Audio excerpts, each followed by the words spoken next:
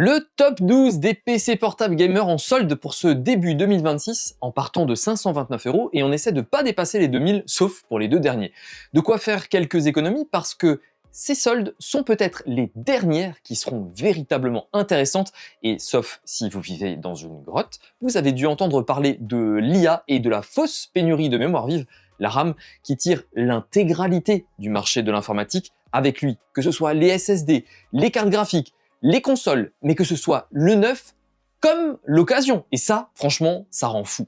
Comme d'hab, tous les liens sont en description. Je sais que les stocks peuvent partir super vite, alors posez-moi un commentaire sous la vidéo et je réponds à tout le monde.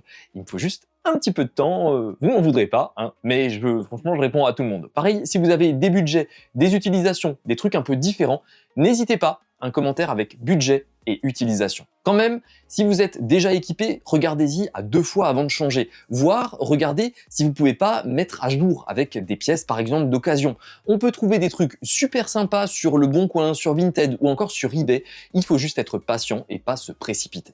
Le premier PC portable gamer de ce top est donc un IdeaPad Slim 3, le 15ARP10 à 529 € sur Cdiscount avec 16 Go de mémoire vive et un Ryzen 7 7735HS de chez AMD, avec un circuit graphique intégré et non une carte graphique, un 680M, écran 15 pouces 60 Hz, autonomie hors jeu de 6 à 8 heures en fonction de l'utilisation.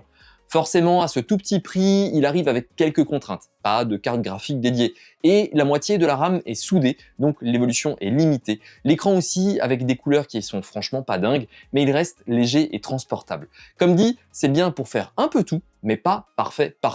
Ça fait tourner Dirt Rally à 80 FPS en 1080 en élevé, Forza Horizon 5 à 60 FPS en médium, League of Legends à 150 FPS, GTA 5 à 90 FPS en moyenne, Fortnite 110 FPS en moyen, après Cyberpunk 2077 c'est plutôt 30-40 FPS comme Hogwarts Legacy, les gros jeux ont du mal forcément. L'indice de réparabilité de 8,6 sur 10, c'est loin d'être moche pour moins de 600 balles. Vendu sans Windows, mais je vous mets une vidéo juste là pour installer Windows à pas cher du tout, et je vous la referai même pour pas payer du tout. Le deuxième PC portable gamer de ce top, en fait, le premier, bon hop, est le Asus Gaming V16 dispo à 699 € sur Cdiscount. Pas mal équipé, sans bidouiller pour le départ, avec une RTX 5050 8Go, petite enveloppe thermique, le TGP de 65 watts, mais qui bénéficie des techno IA de Nvidia pour augmenter les perfs, le DLSS. Quand je parle de TGP ou d'enveloppe thermique, le fabricant du PC a donné un maxi de consommation à la carte graphique, souvent pour pas trop chauffer ou claquer l'autonomie bien comme il faut. Et on peut avoir des TGP à 45 watts comme 140 watts, forcément plus performant avec un TGP haut. Du coup, le Asus Gaming a un processeur Intel Core 5 210H et 16 Go de mémoire vive en DDR5, 512 Go de SSD, c'est pas fou, mais c'est bien pour commencer, et un écran 16 pouces 144 Hz. Niveau perf, là on sent la différence avec le premier. Cyberpunk 2077, on passe de « oh galère » à « ok, on accroche les 60 FPS en réglage moyen haut ».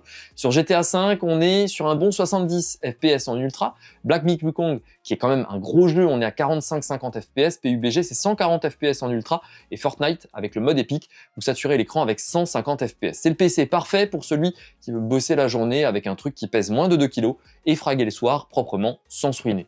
Indice de réparabilité de 8,2 sur 10, Asus reste dans la moyenne haute, c'est du propre. Par contre, l'autonomie en prend un coup dès qu'on lance un truc lourd, comptez 4-5 heures en mode chill grand max. Vendu sans Windows là aussi, mais franchement, comptez 1 € pour l'installer, vous avez le lien en description.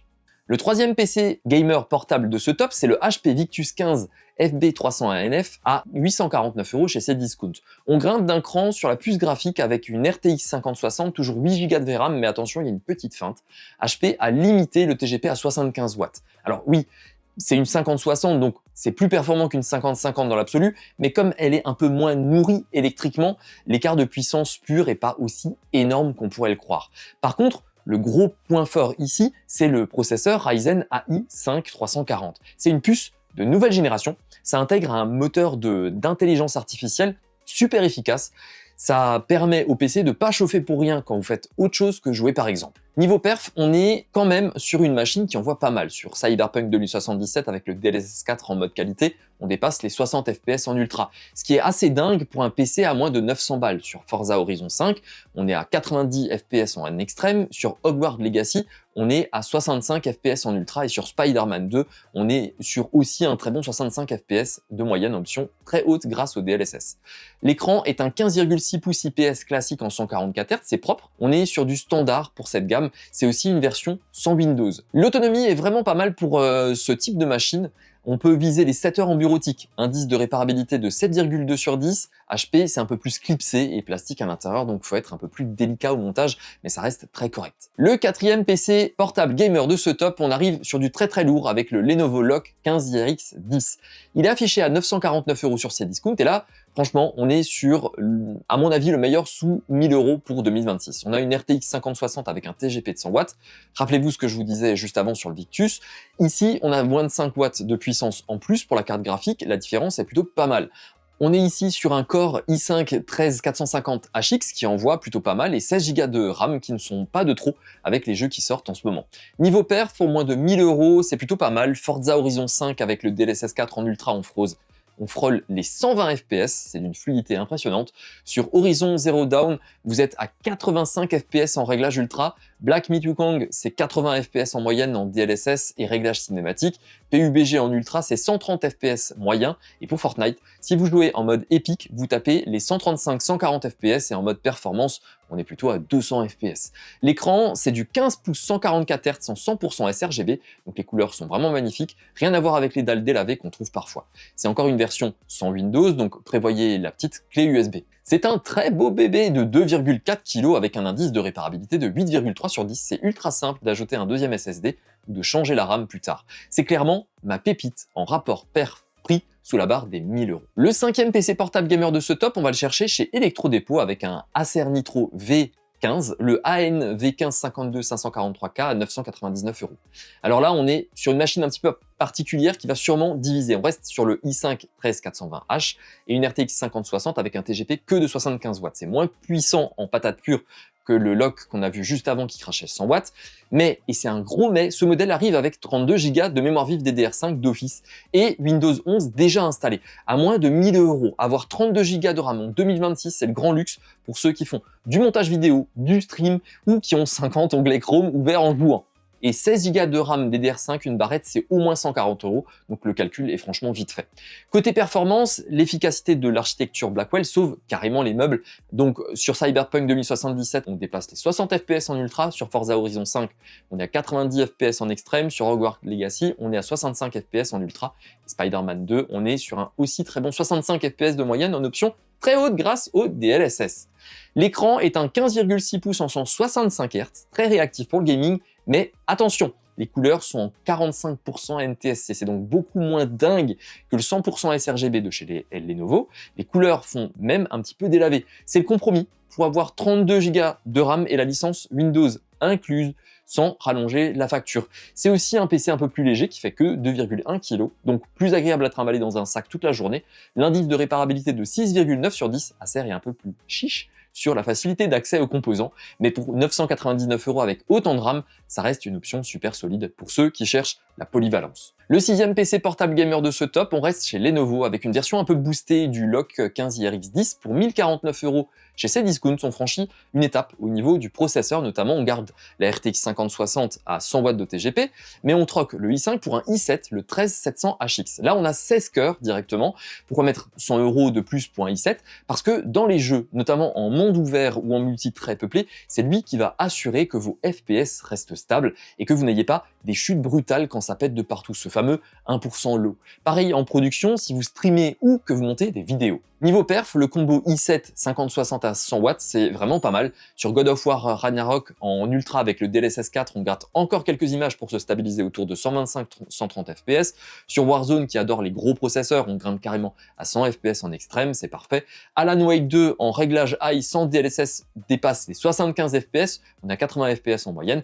Et sur Counter-Strike 2, En mode option élevée, vous pouvez aller chercher les 300 fps, de quoi jouer franchement comme un pro si vous avez un écran externe encore plus rapide. Pour le reste, on est sur la même base solide, écran 15 pouces 144 Hz avec des couleurs 100% sRGB bien pétantes, un système de refroidissement qui fait le taf, sans faire un bruit d'avion de chasse et toujours sans Windows.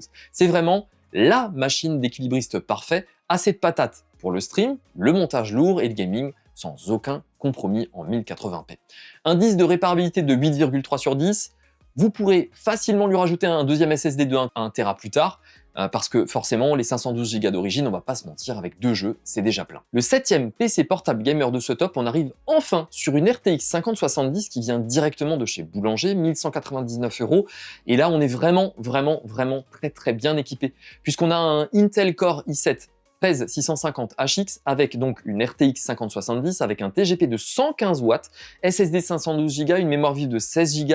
Petit problème, c'est qu'on n'a qu'une seule barrette dans le PC, donc on n'a pas le dual channel, on perd environ 15% de perf en moyenne, mais si forcément là on peut passer quand même assez facilement à 32 Go de mémoire vive, mais en sachant qu'effectivement il faudra rajouter environ 150 € pour une barrette. On peut quand même l'utiliser comme ça, il n'y a pas de problème. La RTX 5070, donc on disait, arrive avec un TGP de 150 watts, ce qui est plutôt pas mal au niveau des perfs. Cyberpunk en ultra, on est à 90 fps. Forza Horizon 5 en extrême, on est quand même à plus de 130 fps. Counter-Strike 2 à 260 fps en réglage élevé. Red Dead Redemption 2 en ultra, on est sur un bon 85 fps. God of War Ragnarok, on est à 110 fps en ultra aussi, franchement, quoi demander de plus. On a un écran Full HD 1080p en 1144 Hz, 100% sRGB, des couleurs bien vives, claires et surtout très naturelles. Il a une autonomie de 5 heures hors jeu toujours, pas en tâches lourdes, indice de réparabilité de 6,6 sur 10. Mais si vous êtes minutieux, l'entretien, les modifs et autres, ça se fait hyper bien. C'est un peu clipsé, mais c'est vraiment très correct. Franchement, c'est mon chouchou, c'est mon coup de cœur de toute cette vidéo. Le meilleur rapport qualité-perf-prix, c'est celui-là, cherchez pas plus loin. Le 8e PC portable gamer de ce top, on va chez nos voisins espagnols sur PC Componentes pour dénicher le MSI Vector A16 HX. Affiché 1711 €, on est sur un châssis Vector, donc une gamme qui est faite pour encaisser avec un processeur Ryzen 9 7945 HX. Pour ceux du fond, à côté du radiateur, là, c'est 16 cœurs et 32 threads, une bête brute qui ne va pas brider votre carte graphique d'un iota. Et la carte, justement, c'est la RTX 5070 Ti avec ses 12 Go de VRAM. Niveau enveloppe thermique, MSI a ouvert les vannes. Toutes les vannes. On est sur un TGP de 140 watts. Autant vous dire que la carte crache tout ce qu'elle a dans le ventre. On ajoute 32 Go de RAM, 1 Tera de SSD et vous avez une config qui va rouler sur presque tout ce qui bouge pendant franchement un bon moment. Attention, comme c'est une référence XES, c'est vendu sans Windows, donc préparez votre clé USB habituelle pour l'installation, ça vous fera économiser. Côté performance, en définition native, donc c'est 1600, donc forcément c'est toujours meilleur au niveau qualité et ça demande aussi plus de puissance, ça tient plutôt pas mal. Sur Cyberpunk 2077 avec le DLSS 4 et le pad tracing, on stabilise à 75 fps, c'est visuellement plutôt dingue. Sur Black Myth Wukong, en réglage Very High, on tape les 60 fps. Pour Battlefield 6, là c'est du bonheur, vous tournez à 80 fps en 1600p en réglage Overkill. Arc Raider, c'est quand même 95 fps en épique. D'ailleurs, la dalle est certifiée 100% DCI-P3, donc les couleurs sont d'une précision chirurgicale, c'est un régal pour les yeux, avec une dalle qui fait quand même du 240 Hz s'il vous plaît. L'indice de réparabilité de 8 sur 10, MSI reste fidèle à sa réputation de machine évolutive et facile à entretenir. Le 9e PC portable gamer de ce top, c'est l'alternative pour ceux qui flippent un peu de commander en Espagne et qui préfèrent le SAV bien de chez nous sur Cdiscount. Je parle du Gigabit Aero X16, la référence est trop longue, vous trouverez tout dans la description. Pour 1779 €, on change un petit peu de monde. C'est la gamme Creator de chez Gigabit, donc c'est super fin, c'est super léger avec seulement 1,9 kg sur la balance, avec le nouveau AMD Ryzen AI 7 350 et surtout une RTX 5070. Attention quand même, petite subtilité, comme le châssis est ultra fin, Gigabit a réglé le TGP à 85 watts. Forcément, en plus, on a 32 Go de mémoire vive d'office, 1 Tera de stockage et Windows 11 déjà installé, donc c'est du clé en main.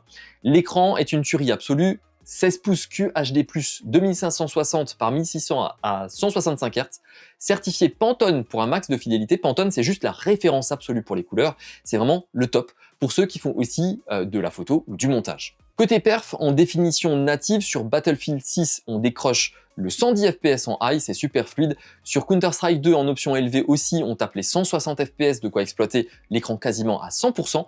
Pour Resident Evil 4 Remake en high, on stabilise à 85 FPS avec le FrameGen.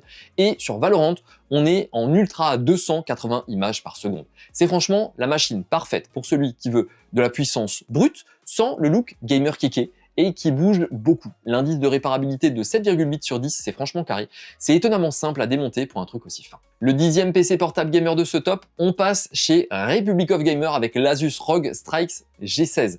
On est ici à 1949 € sur ces discounts et là on tape dans le haut du panier de la performance brute. Sous le capot, on a un combo qui fait pas semblant, c'est le Ryzen 9 8940 HX, 16 cœurs, RTX 5070 12 Go. Côté enveloppe thermique, on a lâché les chevaux en entier, on a 140 watts, 115 watts de base plus 25 de boost. Et comme on est sur un écran WXGA, donc c'est 1200p et pas du 2K, la carte graphique se balade littéralement, ce qui donne des scores de FPS assez indécents. On a 32 Go de RAM et 1 Tera de SSD, donc vous êtes paré. C'est vendu sans Windows, là encore. Niveau perf en jeu, sur Cyberpunk 2077 avec le DLSS 4 et le Path Tracing, on stabilise à 75 FPS. Sur Black Myth Wukong en réglage Very High, on tape les 60 FPS. Battlefield 6, là c'est vraiment pas mal du tout aussi, on est à 80 FPS en 1600p en réglage Overkill. Arc Raider, c'est également 95 FPS en épique. L'écran ROG Nebula, c'est vraiment pépite, 165 Hz, temps de réponse ultra court et surtout une couverture 100% sRGB qui rend les visuels super propres et super contrastés.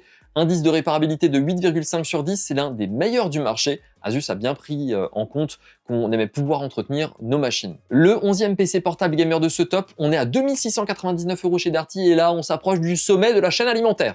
C'est le HP Omen Max 16 AK 4x0 NF. On quitte les cartes raisonnables pour passer sur la 5080. Et là, c'est le grand saut. On a 16 Go de VRAM, 16 Go. Niveau enveloppe thermique, HP a tout débloqué avec le mode tout au max. Le TGP de cette 5080 grimpe à 175 watts, c'est énorme. Ils ont mis une chambre à vapeur et du métal liquide. Les ventilos classiques ne suffisaient plus. Côté processeur, on a le Ryzen AI 9 HX 375 de chez AMD.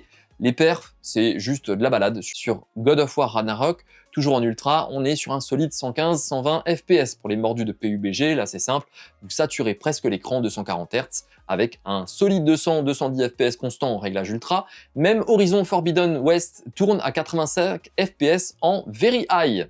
L'écran est une dalle 16 pouces WQXGA, c'est 2,5K à 240 Hz avec une luminosité de 500 nits et 100% sRGB, c'est plutôt impressionnant. On a aussi 32 Go de RAM et 1 Tera de SSD, ce qui est le minimum syndical à ce prix, mais là c'est de la performance pure. Le petit bonus, c'est l'écosystème HyperX intégré pour appairer vos périphériques sans clé ou quoi. L'indice de réparabilité de 7,9 sur 10, HP a bien bossé sur l'accès aux composants malgré la complexité du refroidissement. C'est la machine pour ceux qui ne veulent faire aucun compromis. Quasiment aucun. Le dernier PC portable gamer de ce top, le boss final, c'est le MSI Gaming Vector 17 HX AI. On est à 3359 € sur Darty. Alors, on n'est plus dans la demi-mesure, c'est un bras et peut-être une jambe que vous posez sur la table, mais c'est pour s'offrir le Graal, la RTX 5090. On parle ici de 24 Go de VRAM. Là, la question de la mémoire vive vidéo qui peut limiter sur certains petits modèles, elle est enterrée, oubliée, totalement atomisée. Vous êtes tranquille pour la décennie, normalement. Niveau enveloppe thermique, MSI a sorti l'artillerie lourde. Le TGP de la 5090 est ici de 175 watts et avec le MSI Overboost Ultra, le PC peut monter jusqu'à 250 watts de puissance totale CPU et GPU. C'est un moteur d'avion de chasse dans un châssis de 17 pouces. Pour piloter ça, on n'a que le Intel Core Ultra 9 285 HX, rien du tout, juste le processeur le plus puissant du marché sur portable. Côté perf, on est sur une machine qui n'a aucune limite. Sur Cyberpunk 2077 avec le Path Tracing et le DLSS 4 en définition native, on dépasse les 75 FPS. Red Dead Redemption 2 en ultra, c'est 90 FPS. Horizon Forbidden West, c'est aussi en ultra, c'est 90 FPS. C'est du jamais vu sur un portable. Sur Forza Horizon 5, tout à fond, on tape les 160 FPS. Pour Counter-Strike 2, c'est simple, vous saturez l'écran de 240 Hz en permanence, même en poussant les détails, on est sur du 300 FPS. L'écran est un 17 pouces en QHD+, à 240 Hz, c'est immense, c'est immersif, et avec la certification 100% DCI-P3, les couleurs sont juste parfaites. On a 32 Go de RAM DDR5, extensible jusqu'à 64 ou 128 si vous êtes un psychopathe du multitâche, et 1 Tera de SSD. Le châssis Vector, c'est du solide, c'est fait pour durer, même si c'est un super beau bébé de 3 kg. L'indice de réparabilité est de 7,1 sur 10. C'est la machine ultime pour ceux qui veulent le top du top.